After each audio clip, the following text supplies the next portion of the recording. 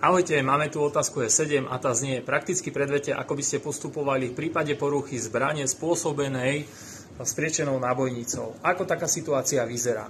V zbrani bude vložený zásobník a v závere bude takto zaseknutá nábojnica. Vašou úlohou je túto závadu jednoducho odstrániť.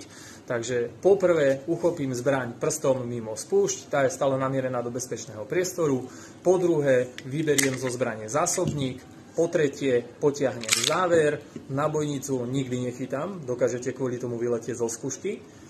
Teraz kontrolujem nábojovú komoru, kontrolujem zásobníkovú šachtu, oboje sú prázdne, pustím záver a urobím mierenú ranu istoty v smere terčov.